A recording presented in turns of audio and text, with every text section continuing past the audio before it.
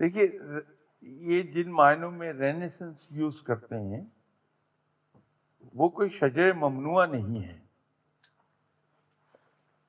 Renaissance of اسلام سے مراد یہ ہے کہ ابھی جیسے کچھ دیر پہلے میں عرض کر رہا تھا کہ 700 سال جو شروع کے ہیں اسلام کے وہ گلوری کے ہیں.